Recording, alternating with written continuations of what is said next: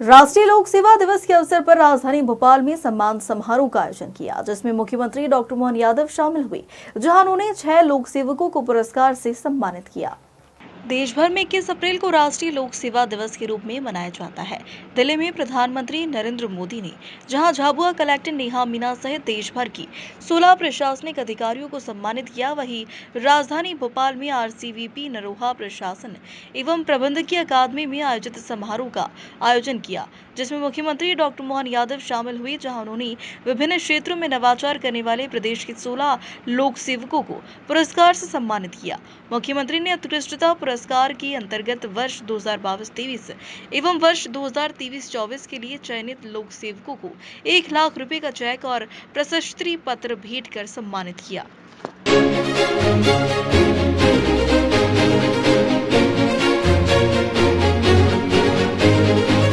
आज मुझे इस बात का गर्व है कि पूरे देश में जो आप लोगों ने काम किया वो अद्भुत है, लेकिन ये और आनंद की चीज है कि हमारे मध्य प्रदेश का योगदान भी बहुत बड़ा है देश के लिए और प्रदेश के लिए। आप सबको बधाई देना चाहूँगा, आपने इस चीज परंपरा को निभाया।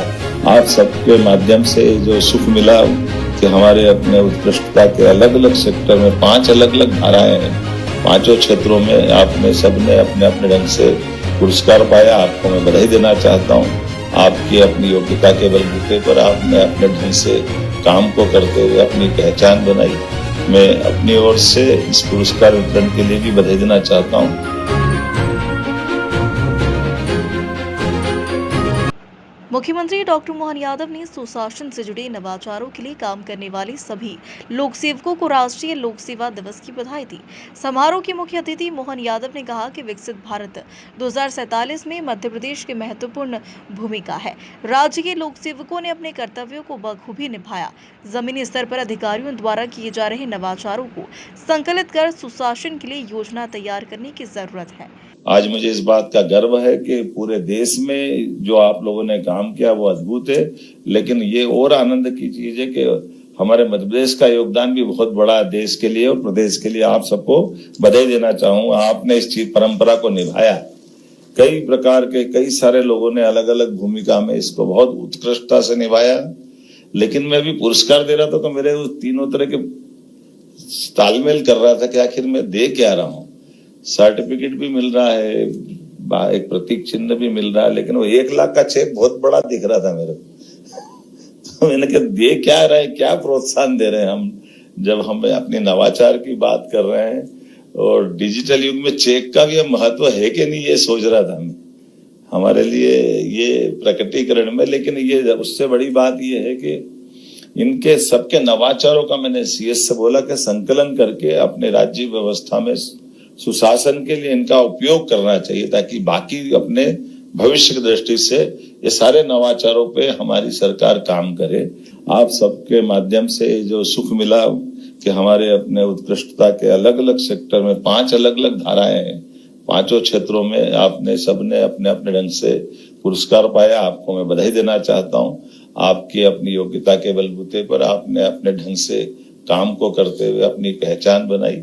मैं अपनी ओर से इस पुरस्कार वितरण के लिए भी बधाई देना चाहता हूँ। वहीं पत्रकारों से चर्चा करते हुए सीएम डॉक्टर मोहन यादव ने कहा कि ओबीसी आरक्षण को लेकर हमारी सरकार का रुख स्पष्ट है। ओबीसी को 27% आरक्षण देने के स्टैंड पर हम कायम भी है। पूर्ववर्ती सरकार में ओबीसी आयोग की जो रिपोर्ट आई थी, उसके परीक्षण के साथ साथ ओबीसी आरक्षण को लेकर जितनी भी याचिका लगी है, उन सब से हम संवाद कर रहे हैं। ओबीसी आरक्षण को लेकर के हमारी सरकार स्पष्ट है। हर हालत में ओबीसी आरक्षण के 27% के स्टैंड पे हम कायम भी है। हमने सॉलिसिटर जनरल से भी कहा है और जिस प्रकार से ओबीसी आयोग की रिपोर्ट हमारी पूर्ववर्ती सरकार श्रीमान शिवराज सिंह जी के समय आई थी, हमने उनके परीक्षण करने के साथ साथ जितने भी लोगों ने इसमें रिट याचिका लगाई है उनको भी बुलाकर हम संवाद करेंगे कि हम कुल मिलाकर के हमारा सबका उद्देश्य सर्वहारा वर्ग के लिए है और इस खास करके सभी वर्गों की दृष्टि से यशस्वी प्रधानमंत्री के नेतृत्व में सबका साथ, सबका विकास, सबका विश्वास, सबका प्रयास, इस भावना के आधार पर सबका कैसे हित बन सकता है उस पर हम काम कर रहे हैं। मैं मान के चलूँगा कि बहुत जल्दी अच्छे परिणाम आएंगे। देश की आज़ादी के बाद अगर पलट के देखते हैं तो हमारे कई ऐसे उत्कृष्ट अधिकारियों के अपने किए गए कामों से आज भी हमारा ये जो स्टील फ्रेमवर्क बना है, जो लोकतंत्र को मजबूती प्रदान करता है, देश को आगे बढ़ाने में मदद करता है। मेरी अपनी ओर से बधाई।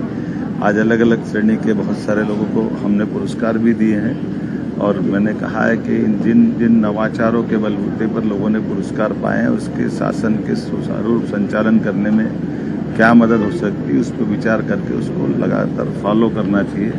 मेरी अपनी ओर से बधाई। राहुल गांधी का ये रिकॉर्ड रहा है कि वो देश की इज्जत बाहर जाकर बिगाड़ते हैं। मैंने तो कहा कि बाबा महाकाल सद्बुद्धि दे, इस बार शायद वो ऐसा न करे, फिर भी अब उनके इच्छा पे है। एक चरित्र बन जाता व्यक्ति का कि हम अपने देश और देश के देशवासियों की इज्जत दुनिया में उनकी टोपी उछालने का काम न करे, उनकी इज्जत गिराने का काम न करे।